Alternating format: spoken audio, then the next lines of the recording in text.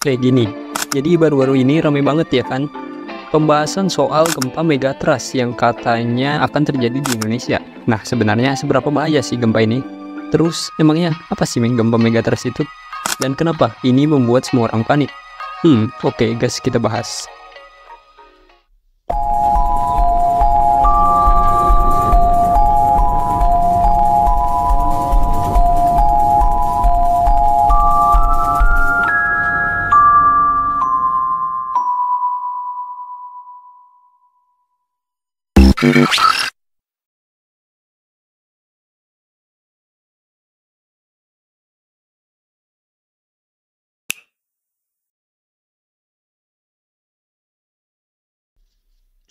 Pertama-tama sebelum kita jauh ke pembahasan gempa megatrust yang katanya akan terjadi di Indonesia ini, ada baiknya kita mengetahui dulu apa definisi dari gempa bumi itu sendiri.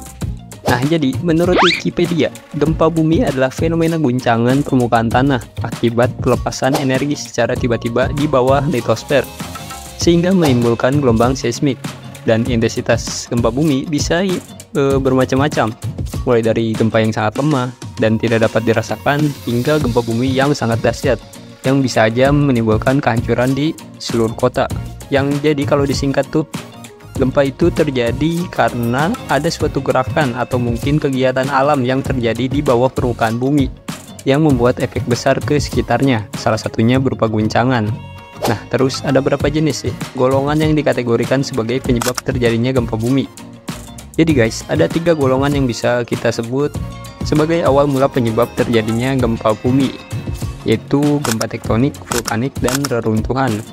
Gempa tektonik sendiri adalah jenis gempa yang terjadi akibat pergeseran atau pergerakan lempeng tektonik di kerak bumi, dan ketika lempeng-lempeng ini bergerak, akan menimbulkan tekanan yang terakumulasi di sepanjang patahan yang dilepaskan dalam bentuk gelombang seismik, yang kita rasakan sebagai gempa bumi.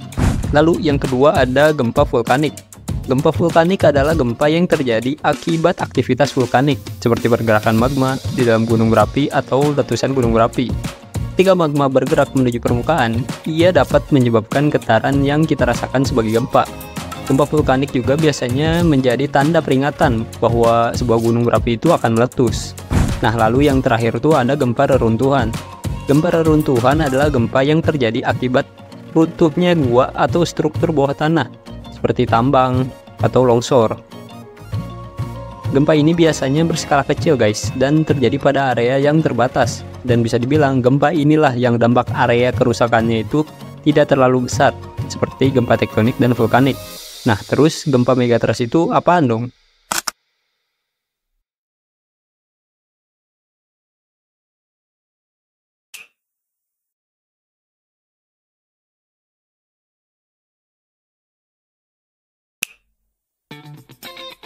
Nah, terus gempa megatrust itu apaan bang? Bahaya nggak?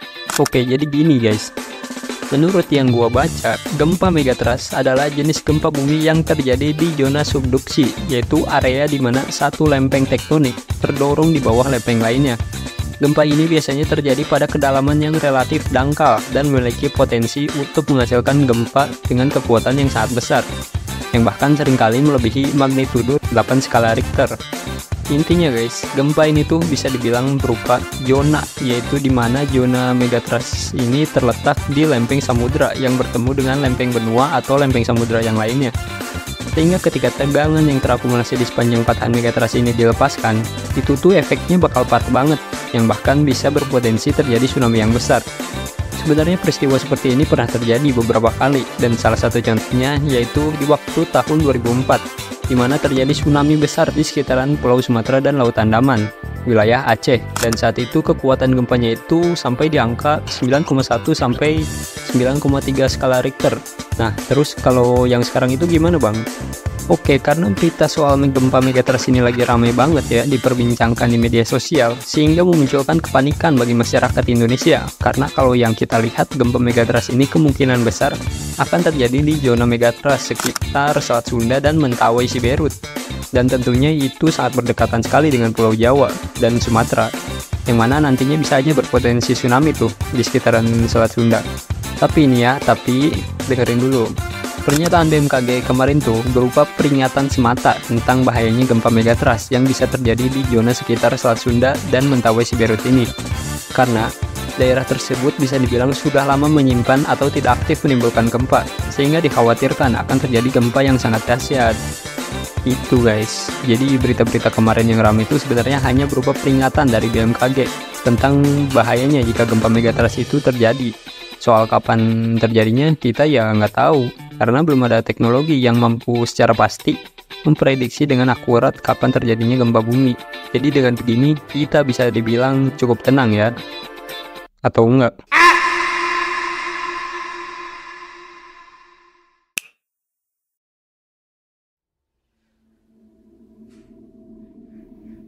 Nah, semisal nih, amit-amit ya, kalau kejadian skenario terburuk nih, jika gempa ini beneran terjadi tuh, kita harus gimana nih? Karena gue di sini sekalian mau edukasi, kalau terlanjur terjadi gempa tuh, terlebih lagi gempa megatrust, apa yang harus kita lakukan?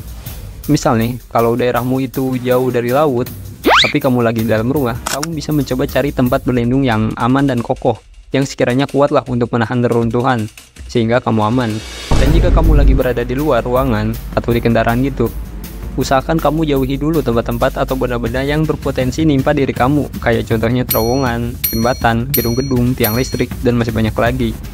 Nah, terus kalau kamu berada di kawasan pantai atau dekat dengan laut gitu, kamu usahakan cepat-cepat menjauhi laut dan mencari tempat yang tinggi, karena suatu gempa bumi bisa saja berpotensi tsunami. Dan jangan lupa juga satu lagi, berdoa. Nah, itu juga penting, berdoa supaya kamu selamat dari peristiwa tersebut. Ya, semoga beberapa tips ini bisa ngebantu kita ya. Oke, jadi segitu dulu aja guys, gua membahas soal gempa megatrust yang ramai banget tuh kemarin. Intinya gempa tersebut tuh menjadi peringatan besar bagi kita tentang betapa kecilnya dan lemahnya kita di hadapan alam. Terus pantau hal-hal yang berhubungan dengan gempa ini, dan tetap tenang, oke? Tetap aktivitas kayak biasanya dan berdoa, semoga kita tidak mengalami momen buruk ini. Gua pamit dan salam Peksikimi.